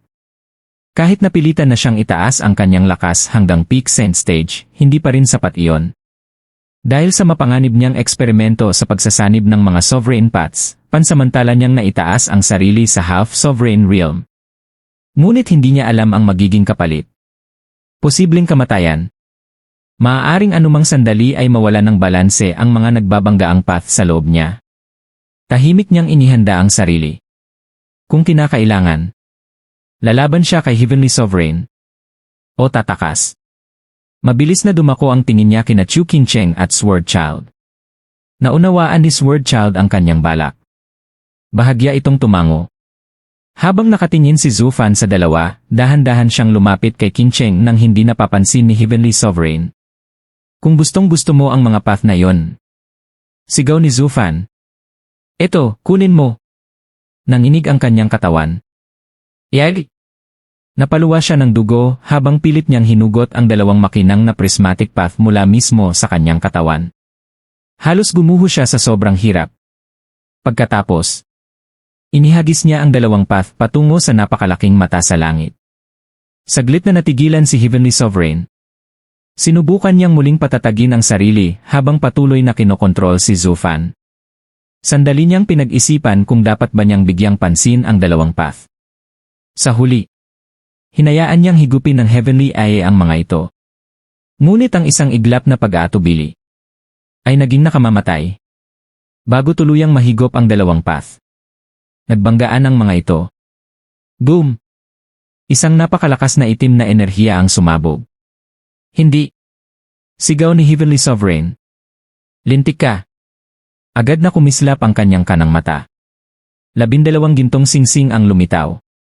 Bago pa tuluyang mawala ng kontrol ang 2 path, pilit silang nilamon ng Heavenly Eye. Nanginig ang napakalaking mata. Humina ang liwanag nito. Ngunit nanatili ang maitim na enerhiyang unti-unting sumisira rito. Nahuli kita. Napangisi si Zufan. Ngunit agad ding nanigas ang kanyang mukha. Unti-unti. Naghilom ang mga bitak sa kalangitan.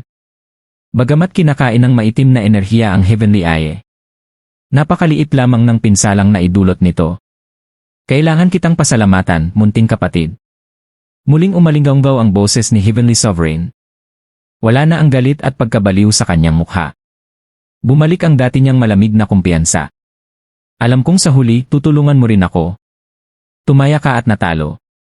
Sa pagpapadala mo ng emotion path, lalo mo lamang pinatatag ang isinumpang kapangyarihan ng bewitching. Boom! Boom! Sunod-sunod na malalakas na pagsabog ang umalingaw mula sa malayo. At mukhang maayos din ginagawa ni Swordheart ang kanyang tungkulin. Napangiti si Heavenly Sovereign. Tulad ng sinabi ko, munting kapatid di. Kapag umabot ka sa antas ko lahat ng plano ay lantad na. Ang mga tusong pakana mo wala lamang sa harap ng tunay na malaking plano. Mahigpit na nagitngit si Zufan. Lintik. Bakit yun pa ang pinili kong path?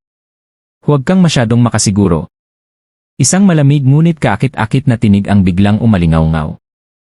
Kasabay nito, isang rosas na liwanag ang kumulay sa buong kalangitan. Boom! Habang lalong lumalakas ang pagyanig, nagsimulang kumalat ang maiitim na bitak sa kalangitan. Nanginginig sa pag-aalala si Shangguan Kinyan. Anong klaseng pormasyon ba ang ipinag-utos ni Zufan na buhayin? Bakit iba ito sa mga pormasyong ginagamit niya noon? Daan-daang beses itong mas malakas. Mawawasak ang buong mundo. Umiling si Wurandong. Hindi ko rin alam. Ang itinuro lang sa akin ng Palace Lord ay kung paano ito buhayin. Bagamat wala siyang alam sa tunay na layunin nito, matatag pa rin ang kanyang paninindigan. Huwag kang mag-alala. Hindi tayo sasaktan ng Palace Lord. Kapag natapos ang pormasyon, hahanapin na lang natin siya. Tumango si Shangguan Kinyan.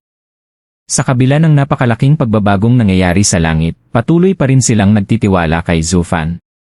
Alam nilang hindi ito kikilos ng walang dahilan. Napansin din ng tatlong sagradong halimaw ang biglaang pagbabago.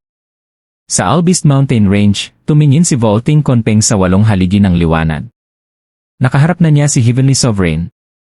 Nawala na ang lahat ng pagdududa niya sa amin. Ngayon kailangan na niya ang aming tulong. Pagkatapos ng napakahabang paghahanda magsisimula na ang ating pag-atake. Ang lahat ay mauwi na lamang sa kung sino ang magiging huling nagwagi. Hahahan! Iniunat ni Konpeng ang kanyang mga pakpak at malakas na umungal. Mga espiritual na halimaw ng Albist Mountain Range. Ako, si Vaulting Konpeng, ay aalis upang ipaglaban ang kaligtasan ng mundong ito. Sabay-sabay na yumuko ang lahat ng nanginginig na espiritual na halimaw bilang pagpupugay.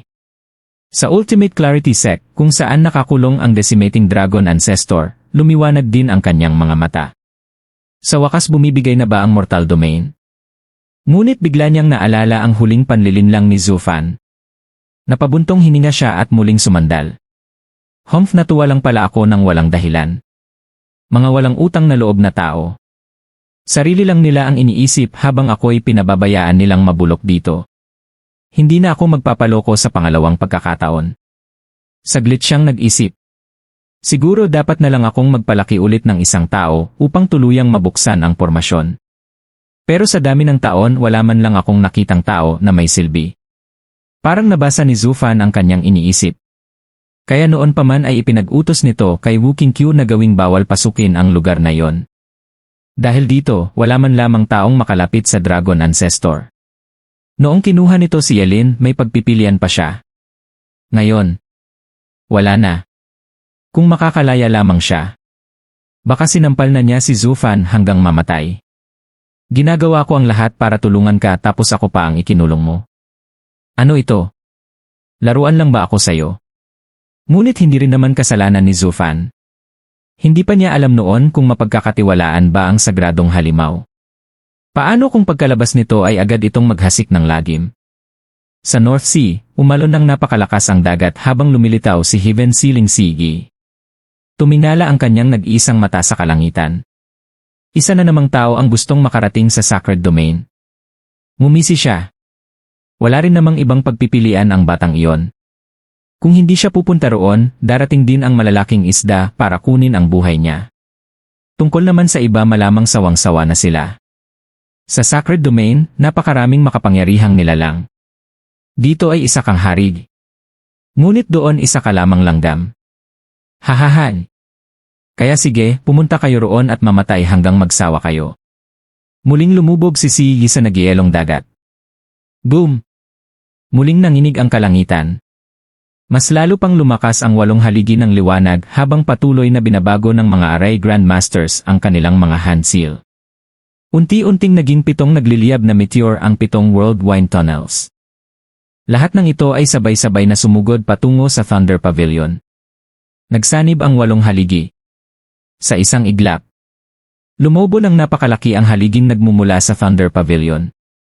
Hindi na kinaya ng kalangitan ang napakalaking presyon. Crack! Nabiyak ang langit.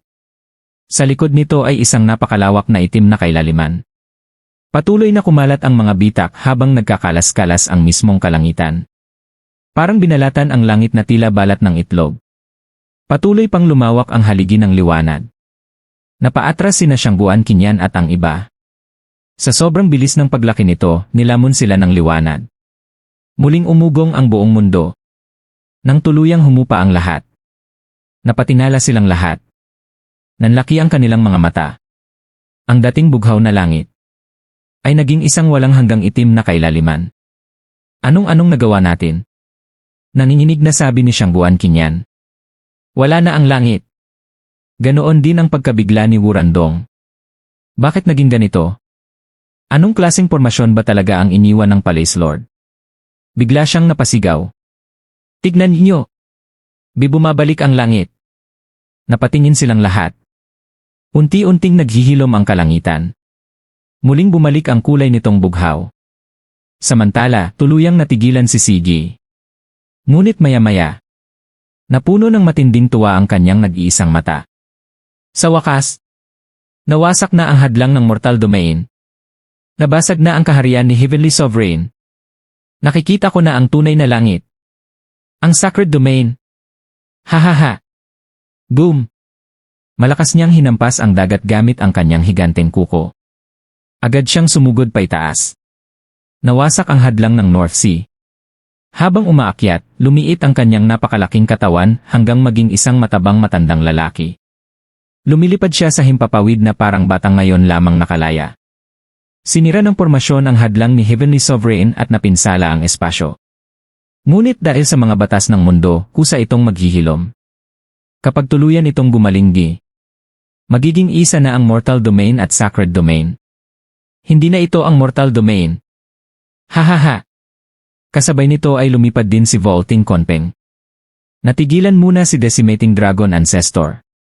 Pagkatapos ay bigla siyang humalakhak sa tuwa. Nagbagong anyo siya bilang isang napakalaking gintong dragon na nagliliyab. Mabilis niyang nilibot ang buong paligid bago muling maging isang lalaking nasa katanghaliang gulang na nakasuot ng gintong kasuotan. Malaya na rin ako sa wakas. Lintik na bata.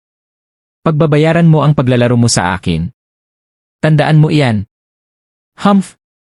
Hush! Naglaho siya sa isang iglap. Sa wakas, malaya na ang tatlong sagradong halimaw mula sa kanilang pagkakakulong. At iisa lamang ang kanilang pakay. Si Zufan. Biglang umugong ang buong paligid. Napalingon ang tatlong halimaw. Isa sa mga world wind tunnels ang unti-unting nawalan ng liwanag.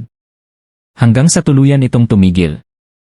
Dahil dito, sinubukan muling maghilom ng kalangitan, ngunit nag-iwan ito ng isang napakalaking maitim na butas. Biglang sumigaw si Conpeng. Hindi. May sumisira sa pormasyon. Sa pinakamabilis niyang bilis, agad siyang lumipad patungo roon. Naroon din agad sina Decimating Dragon Ancestor at si, matapos maramdaman ang pagbabago sa pormasyon. Katatapos pa lamang nilang makalaya. Hindi sila papayag na makulong muli. Kahit kapalit pa nito ang kanilang mga buhay. Samantala, nakatayo si Sword Sovereign malapit sa isa sa mga selyadong world wind tunnels. Tahimik niyang minasdan ang kalangitan. Nagawa kong pabagalin ang pagbagsak ng mortal domain. Ngunit hindi pa ito sapat. Kailangan kong selyuhan ng iba pa upang tuluyang hindi ito mabasag. Sinisikap ng maghilom ng langit, ngunit pansamantala lamang iyon dahil isa pa lang ang naselyuhan kong lagusan. Napatingin siya sa tatlong sagradong halimaw na mabilis na papalapit. Hindi ko maaaring hayaan silang gambalain ako. Bawat sandaling masayang lalo lamang lalala ang kalagayan ni Heavenly Sovereign. Sa isang iglap, muli siyang sumugod patungo sa susunod na World Wind Tunnel, determinado na tapusin ang kanyang misyon. Dumating ang tatlong banal na halimaw sa selyadong World Wind Tunnel ng sabay-sabay. Natuklasan nilang naputol na ang daloy ng mahalagang enerhiya nito papunta sa malaking pormasyon, ang mismong enerhiyang nagpapabilis sa hindi na mapipigilang pagbagsak ng mortal na mundo.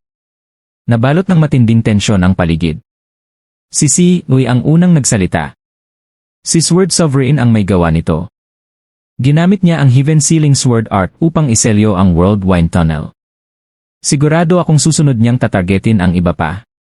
Kaya kong alisin ang selyo pero mangangailangan iyon ng oras.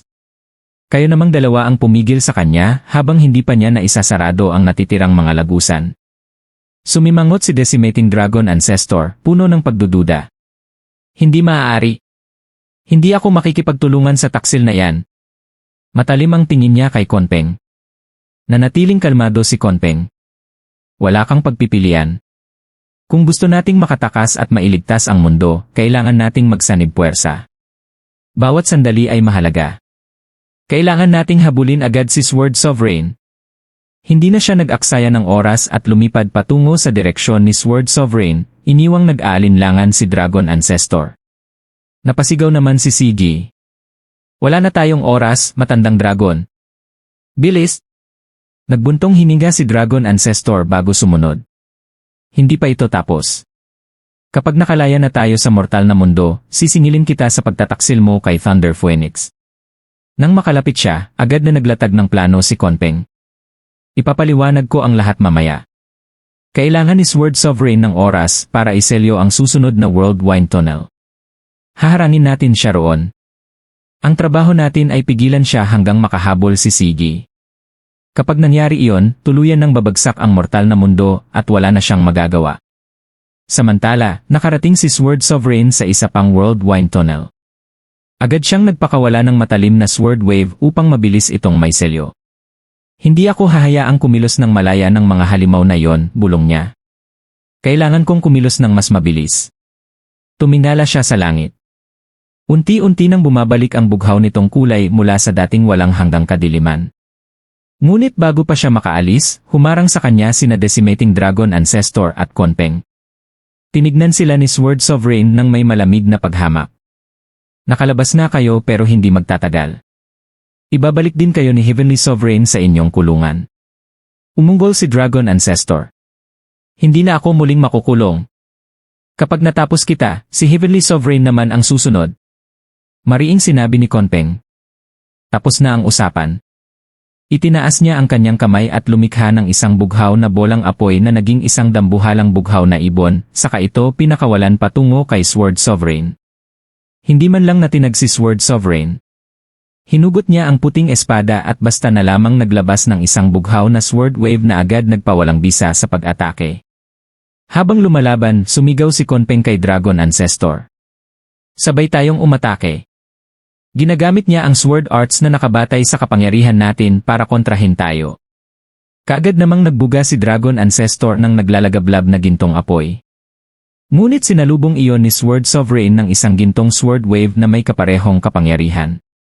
Habang nagbabanggaan ang dalawang pag-atake, sinamantala ni Konpeng ang pagkakataon at muling umatake gamit ang bughaw niyang apoy. Napilitan si Sword Sovereign na magdepensa. Sa kabila ng kanilang pinagsamang lakas, wala pa rin silang maipinsala sa kanya.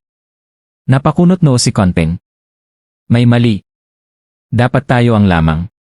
Wala na sa kanya ang kanyang sovereign path, kaya dapat mas mahina siya.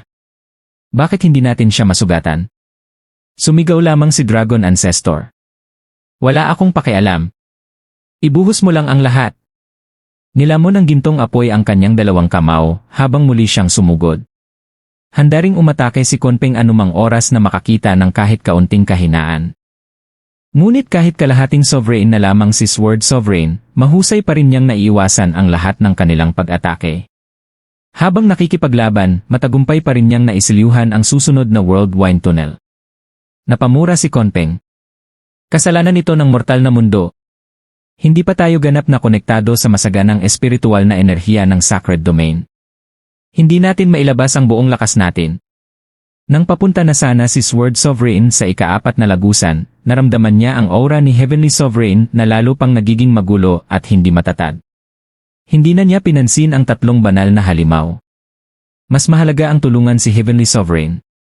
Nagpakawala siya ng 2 sword wave bilang pangharang bago mabilis na lumisan sa mortal na mundo. Napabuntong hininga si Dragon Ancestor.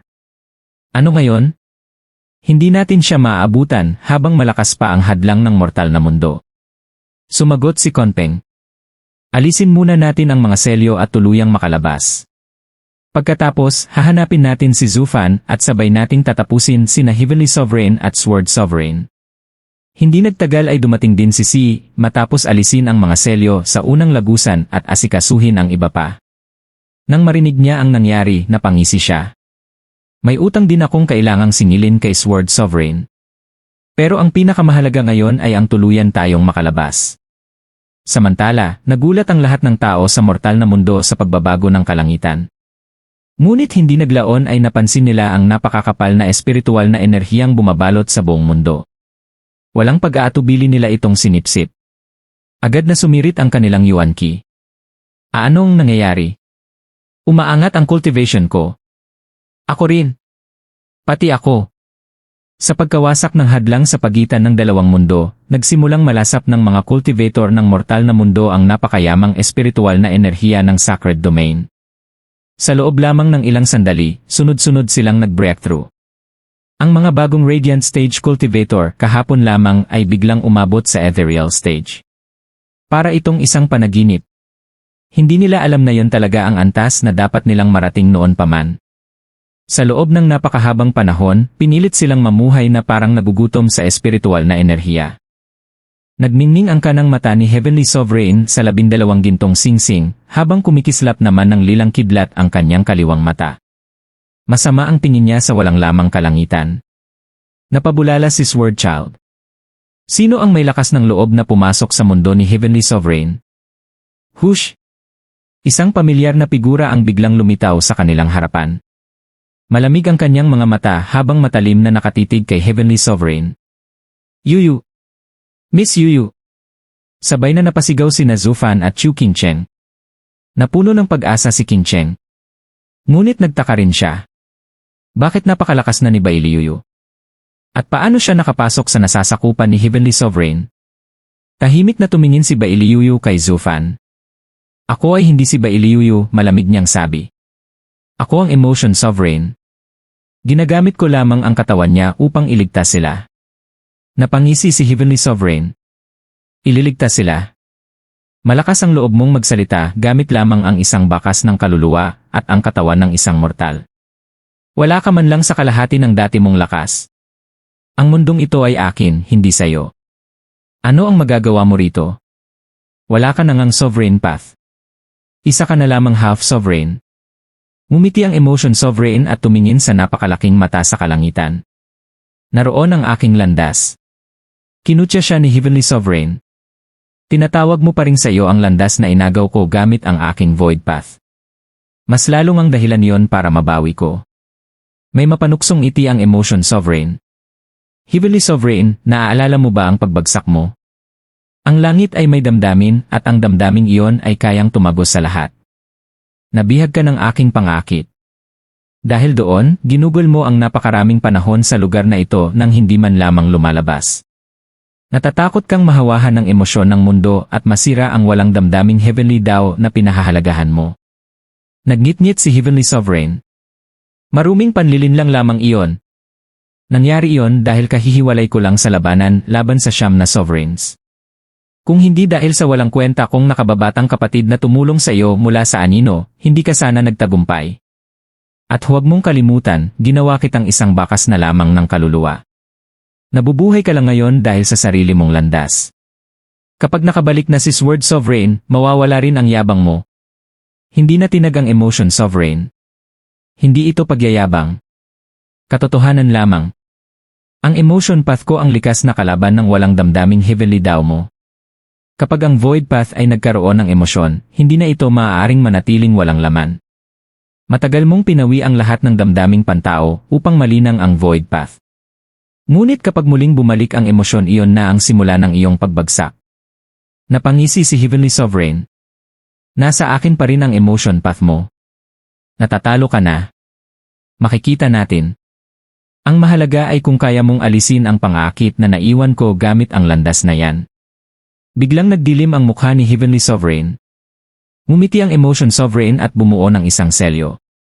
Agad na kumalat ang kulay rosas na liwanag sa buong kalangitan. Nanginig ang dambuhalang mata sa langit. Lalong humina ang aura nito habang patuloy itong kinakain ng itim na enerhiya.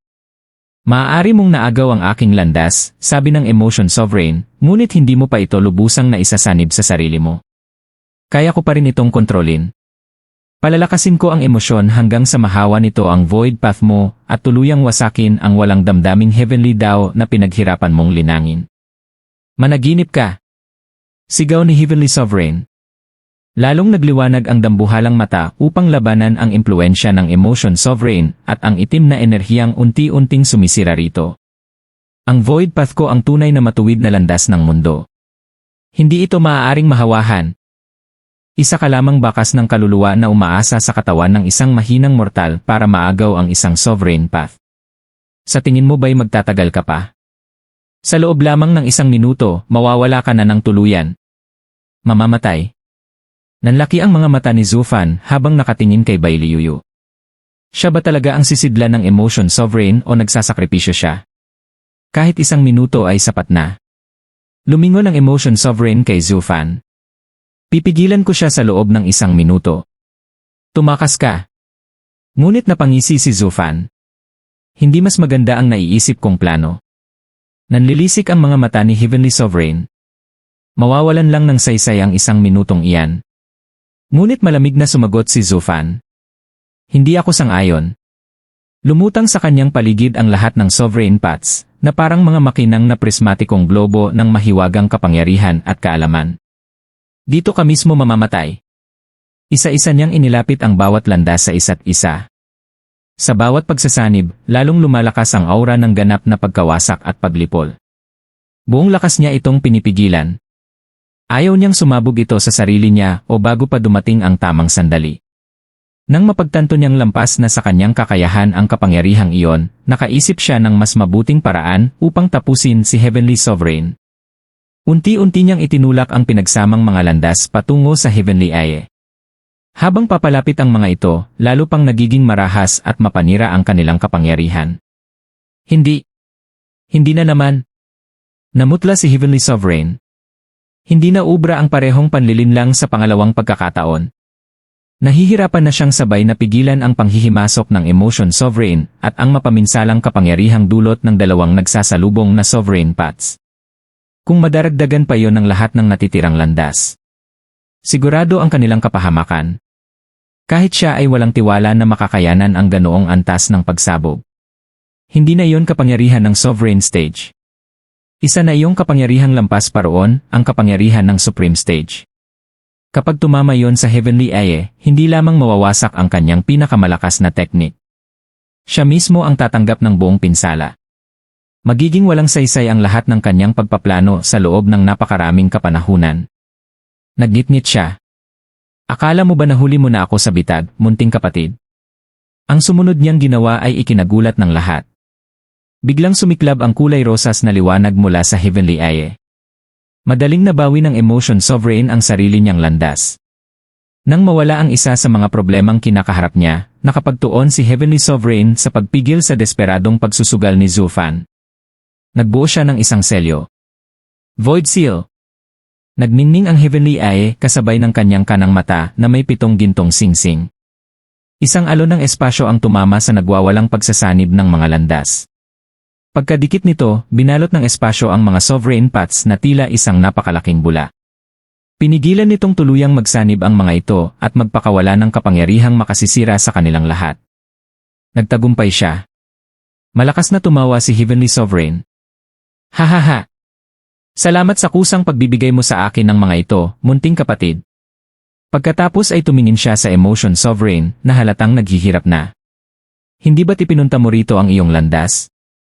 Ngayon, ano ang pakiramdam ng ilagay ito sa katawan ng isang mortal? Tila ikaw ang may 1 minutong nalalabi sa buhay. Namutla si Zufan. Nanghina ang kanyang mga tuhod at lumuhod siya sa lupa. Sa sandaling iyon, pakiramdam niya ay tuluyan nang nawala ang lahat ng pag-asa. Napapalibutan si Zufan ng itim na alon ng kawalan habang nakatitig siya sa nagaganap. Sinamantala ni Sword Child ang sandaling abala si Heavenly Sovereign sa pagyayabang. Agad niyang binuhat si Chu Qingcheng at lumipad patungo kay Zufan. Ama, ano na ang gagawin natin? Wala na ba talaga tayong paraan para makatakas? Maaari nating isipin kung paano patayin si Heavenly Sovereign sa susunod. Mukhang naapektuhan pa rin siya ng pangakit. Walang sigla ang mga mata ni Zufan. Sa kanyang paningin ay ang unti-unting bumibigay na katawan ni Bailiyuyu at ang matagumpay na ngiti ni Heavenly Sovereign. Akala ko, mahina niyang sabi, kapag halos nawasak ng banggaan ng dalawang landas ang kanyang kakayahan, siguradong sapat na ang pagsasanib ng lahat ng landas upang mapabagsak siya. Narinig iyon ni Heavenly Sovereign at mumisi. Munting kapatid, iyan ang nangyayari kapag pinakikialaman mo ang mga bagay na hindi mo nauunawaan. Ang pinagsamang kapangyarihan ng mga landas ay purong puwersa ng pagkawasak, isang kapangyarihang kabilang sa supreme stage, higit pa sa antas ng isang sovereign. Siyempre, hindi mo iyon makokontrol. Ngunit hindi siya nakapagpatuloy sa pagyayabang. Crack! Crack! Crack! Matutulis na bitak ang umalingaw sa lahat ng direksyon. Napalingon ang lahat sa tila selyadong kumpol ng mga landas. Ang espasyong bumabalot dito ay nagsimulang umumbok, lumiit, at muling lumobo, tila may kung anong halimaw na nagpupumiglas mula sa loob. Sa kabila ng pagkakaselyo, lalo lamang nitong pinagdikit ang mga landas. Sa pinakagitna ay unti-unting nabubuo ang isang maitim na puwersa, isang kapangyarihang naglalaman ng ganap na paglipol. Hindi ang hadlang ang bumibigay. Ang mga tunog ay mula sa napakalakas na enerhiyang nagbabanggaan sa loob, papalakas ng papalakas, parang isang bombang anumang sandali ay sasabog at lalamon sa lahat. Namutla si Heavenly Sovereign. Lintik! Hindi na ito kayang pigilan ng void path ko. Hindi na siya nag-atubili.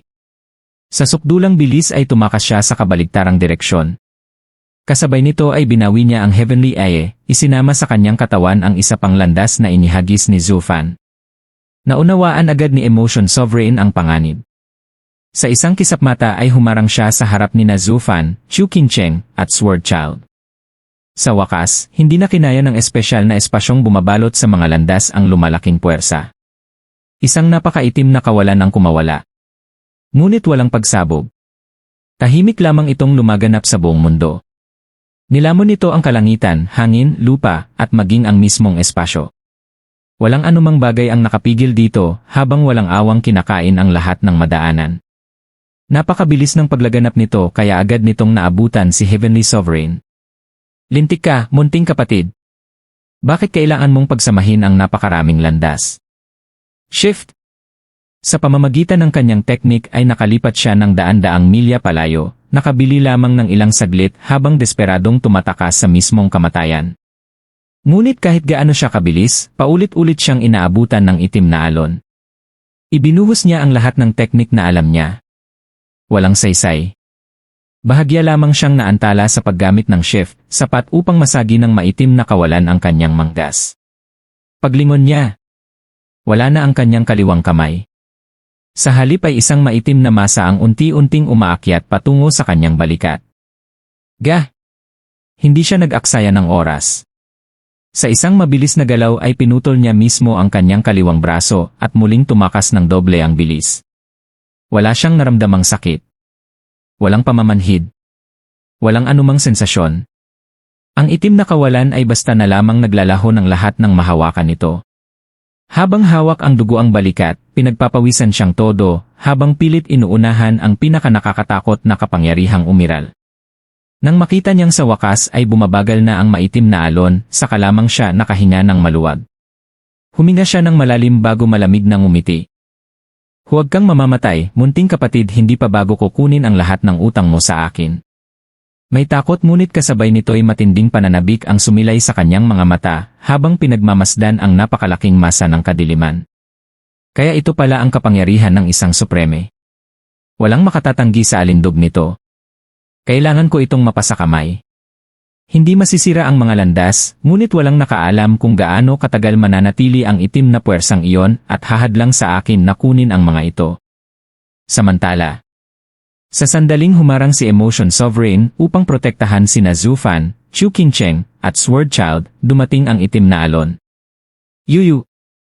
Sigaw ni Zufan. Miss Yuyu! Naiiyak na sigaw ni Chu Qingcheng. Mahinang nagsalita si Emotion Sovereign. Ginamit ko ang emotion path upang harangin ang itim na alon.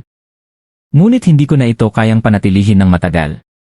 Umaasa na lamang akong makararating si Sovereign yun sa tamang oras. Nagulat si Zufan. Sovereign yun? Pero nakita kong namatay siya sa mortal domain. Ngunit nananatili ang kanyang kalooban. Walang emosyon ang tinig ni Emotion Sovereign habang unti-unting nadudurog ang katawan ni Bai Liuyu. Napatingin si Zufan sa walang buhay na ekspresyon ng babaeng dating puno ng damdamin. Pagkatapos ay tumingin siya kay Chu Qingcheng na nanghihina matapos mawala ang landas ni Nine Serenities. Sumunod ay kay Sword Child na nanginginig sa takot. Sa paligid nila ay ang walang katapusang kadiliman. Unti-unti ring lumiliit ang prismatikong hadlang na nagpoprotekta sa kanila. Sa sandaling iyon ay napagtanto ni Zufan ang isang malupit na katotohanan. Sa harap ng tunay na makapangyarihan, isa lamang siyang piyesa. Isang paon na maaaring paglaruan anumang oras. Miss Yuyu! Ang sigaw ni Chu Qingcheng ang nagpabalik sa kanyang ulirat. Napansin niyang lumiit na ng husto ang prismatikong hadlang. Nakalabas na ang isang kamay ni Yuyu. Siksikan na silang tatlo sa loob ng papaliit na espasyo habang ilang sandali na lamang ay lalamunin na rin sila ng kadiliman. Biglang, boom! May malakas na ugong mula sa itaas.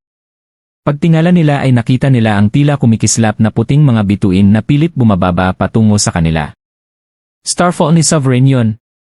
Mahinang nagsalita si Zufan. Ngunit bawat isa sa 10 Sovereign Path ay nangangailangan ng angkop na Dao Heart upang magamit.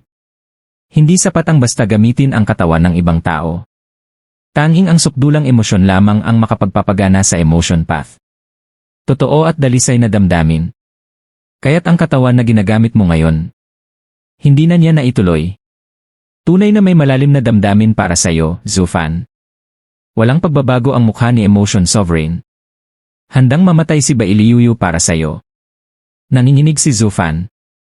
Napatingin siya sa mga puting bituin at sa bahagyang kulay prismang liwanag na bumabalot sa mga ito. At ito naman ang Star Path ni Sovereign yun. Ang Dao Heart niya ay para sa lahat ng tao sa mundo. Ibig sabihin kailangang may direktang inapo niya ang gumagamit nito. Ibig sabihin si Shuang-er. Nabulunan siya. Hindi niya naituloy ang sasabihin. Emotion Sovereign ang nagtapos.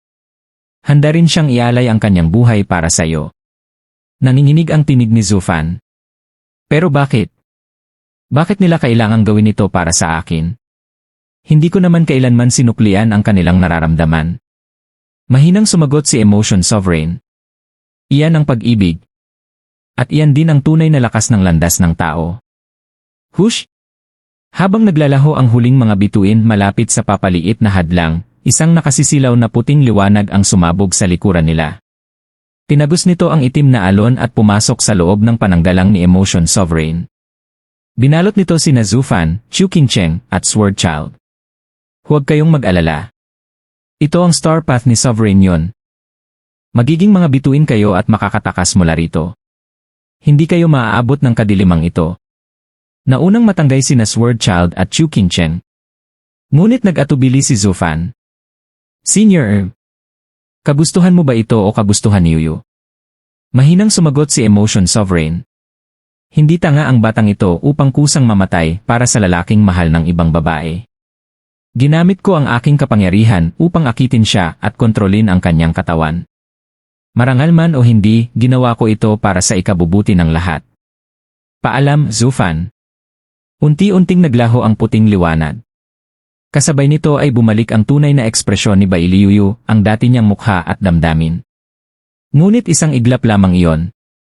Sa sumunod na sandali ay nilamon silang dalawa ng walang hanggang kadiliman. Si Bai Liuyu at ang huling bakas ng kaluluwa ng Emotion Sovereign. Nayanig si Sword Sovereign nang manginig ang buong dimensyon. Pagkatapos ay nasilayan niya ito, isang napakalawak na itim na alon na umaabot hanggang sa dulo ng tanaw, rumaragasa sa lahat ng direksyon at walang anumang makapipigil sa paglaganap nito. Mas lalong lumubha ang kanyang pangamba nang mapagtanto niyang nagmula ito sa Mirror Moon Cottage. Agad siyang sumugod sa sukdulang bilis patungo roon. Ngunit habang papalapit siya, lalo lamang bumibigat ang kanyang pakiramdam.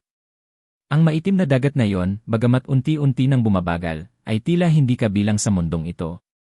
Isa itong bagay na salungat mismo sa batas ng kalikasan. Hindi nagtagal ay napilitan siyang umiwas at lumihis ng landas matapos niyang maramdaman ang kinaroroonan ni Heavenly Sovereign. Habang lumilipad, napansin niyang nilalamon ng maitim na dagat ang lahat ng madaanan nito. Kalangitan. Lupa. Espasyo. Walang anumang naiwan. Bilang pagsubok, nagpakawala siya ng isang sword wave. Ngunit ang naging resulta ay lalo lamang nagpatindi ng kanyang kaba. Sa mismong sandaling tumama ang sword wave sa maitim na dagat. Naglaho ito. Walang pagsabog. Walang banggaan. Isang iglap ay naroon pa ang espada, at sa sumunod na sandali ay parang hindi ito kailanman umiral. Dahil wala siyang maunawaan, ibinaling na lamang niya ang kanyang pansin kay Heavenly Sovereign upang malaman ang buong nangyari. Hindi nagtagal ay natanaw niya ang figura nito. Ngunit agad niyang napansing may mali. Isa na lamang ang braso ni Heavenly Sovereign. Sa antas ng isang sovereign, napakadaling pagalingin ang mga sugat sa laman, sapagkat ang tunay na mahalaga ay ang kaluluwa, at ito rin ang nagkokontrol sa kanilang landas. Kung hindi maibalik ni Heavenly Sovereign ang kanyang braso, iisa lamang ang ibig sabihin. Ang mismong kaluluwa niya ang nasugatan. At ang tanong ngayon, magagamot pa ba yon? Napansin ni Heavenly Sovereign ang kanyang pagdating at nagsalita agad. Mabuti at dumating ka. Kailangan mong mauna sa Heavenly Rebirth Lake bago makarating si Zufan. Tapos na akong magsugal. Hindi siya maaaring makabawi ng kanyang mga alaala. Upang ipakita ang kabigatan ng sitwasyon, ibinalik niya kay Sword Sovereign ang sword path nito. Habang nakatitig sa napakalawak na dagat ng kadilimang lumalamon maging sa liwanag, sinabi niya. Ito ang naging resulta ng padalos-dalos na pagsasanib ng 4 na landas ng aking munting kapatid. Isipin mo na lamang kung ano ang mangyayari kapag pinagsama ang lahat ng 10 landas. Iyon ang tunay na kapangyarihan ng isang supreme. Sa antas na yon, napakadaling lipulin ang sangkatauhan at panatilihing dalisay ang Heavenly Tao. Sa huling bahagi ng kanyang sinabi ay halatang may pananabik at kasabikan sa kanyang tinig. Pagkatapos ay isinalaysay niya ang lahat ng nangyari mula nang umalis si Sword Sovereign upang habulin ang 3 banal na halimaw. Isinalaysay niya kung paano naghagis si Zufan ng pabago-bagong pagsasanib ng 2 landas na muntik nang sumira sa Heavenly Aye. Paano nakialam si Emotion Sovereign? Paano inihagis ni Zufan ang natitira niyang mga landas? At kung paano siya muntik nang mamatay at mawala ng isang braso? Tahimik na nagtanong si Sword Sovereign. Paano naman ang pang-aakit? Naapektuhan ka pa rin ba nito? Hindi mo ba ito maalis? Dumilim ang mukha ni Heavenly Sovereign. May bahid pa rin ng kabaliwan ang kanyang mga mata. Nasa akin na sana ang emotion path. Ngunit muli na namang nakialam ang munting kapatid ko. Nasa loob na yun ngayon ng maitim na dagat, kasama ng iba pang mga landas. Napatingin si Sword Sovereign sa nawawala nitong kaliwang braso. May paraan pa bang maibalik yan? Yumaling si Heavenly Sovereign. Yan na ang problema. Pakiramdam ko imposible. Para bang likas na sa aking pagkatao ang pagkawala ng brasong ito. Parang isinilang akong iisa lamang ang braso at wala nang makapagbabago pa roon. Napasinghap si Sword Sovereign. Ibig sabihin ang itim na enerhiyang iyon ay kayang burahin mismo ang kaluluwa. Mahinang tumango si Heavenly Sovereign. Wala akong naramdamang kahit ano nang mangyari yon. Walang sakit. Walang babala. Kung hindi lamang ako naging maingat at mabilis kumilos, nagtagumpay na sana ang plano ng munting kapatid ko. Pagkatapos ay naging seryoso siya. Swordheart, tigilan mo na ang pag-aaksaya ng oras. Napakahalaga ng reincarnation path. At higit sa lahat, kailangang pigilan si Zufan na mabawi ang kanyang mga alaala. Umalis ka na ngayon din eh. Ngunit nagtanong muna si Sword Sovereign. Kung ganoon kalakas ang kapangyarihang iyon, paano nakaligtas si Zufan? Maging ikaw ay halos mapatay nito. Bahagyang ngumisi si Heavenly Sovereign. Kung may isang bagay na likas na mahusay ang munting kapatid ko, iyon ay ang pagbuo ng matitibay na ugnayan. Nakita kong pinrotektahan siya ni Emotion Sovereign bago siya makatakas. At pagkatapos noon ay dumating ang Starfall, ang teknik ni Sovereign yon. Nagulat si Sword Sovereign. Sovereign yun? Nakita nating mamatay siya kasama ng iba pa noong sinaunang panahon. Paano pa siya makatutulong? Kahit bakas lamang ng kanyang kaluluwa ang natira, hindi iyon sapat upang makapaglabas ng ganoong kalaking kapangyarihan. Yumaling si Heavenly Sovereign. Hindi si Sovereign yun mismo iyon. Ang bawat isa sa 10 landas ay nangangailangan ng tamang Tao Heart. Hindi sapat ang basta sakupin ang katawan ng ibang tao. Ang emotion path ay nangangailangan ng sukdulang, dalisay na damdamin. Iyon lamang ang dahilan kung bakit nagawa ni Emotion Sovereign na kontrolin muli ang kanyang landas, kahit sa loob lamang ng 1 minuto. Nagpatuloy siya. Ibig sabihin ang babaeng ginamit niya ay may napakalalim na damdamin para kay Zufan. Handa siyang mamatay alang-alang sa kanya. Napaisip si Heavenly Sovereign bago muling nagsalita. Samantala, ang Dao Heart ni Sovereign yun ay para sa lahat ng nilalang. Tanging isang tunay na inapo lamang niya ang maaaring gumamit ng kanyang landas. At upang mailabas ang kapangyarihang iyon sa antas mismo ni Sovereign yun, kailangan ding handa siyang ialay ang kanyang buhay para kay Zufan. Ngunit bakit napakaraming taong handang mamatay para sa batang iyon? Napabuntong hininga si Sword Sovereign. Iyan marahil ang tunay na lakas ng landas ng tao. At isa pa ni. Sandali siyang tumigil. Alam na alam mo kung gaano kadakila ang puso ng iyong munting kapatid. Tumango si Heavenly Sovereign. Iyan din ang dahilan kung bakit siya nalihis sa kanyang paglalakbay patungo sa Heavenly Dao. Hinila siya ng landas ng tao. Pagkatapos ay naging seryoso siyang muli. Sapat na ang usapan. Habang gumagawa ako ng panibagong dimensyon upang hindi na ako tuluyang lamunin ng pang-akit. Ikaw naman ang kukuha ng huling landas bago pa ito maunahan ni Zufan. Mariin siyang nagmura bago muling tumingin sa napakalawak na dagat ng kadiliman. Lintik. Maghihintay na naman ako. Kailangan ko munang hintayin humupa ang maitim na dagat bago ko mabawi ang emotion path at ang iba pang mga landas. Pagkatapos lamang noon ko maisasakatuparan ang paglilinis sa buong mundo. Thank you mga boss. Dito na natapos ang chapter na ta. Stay tuned lang, ini-edit ko pa ang susunod na chapter, like and subscribe para updated kayo sa mga upload natin.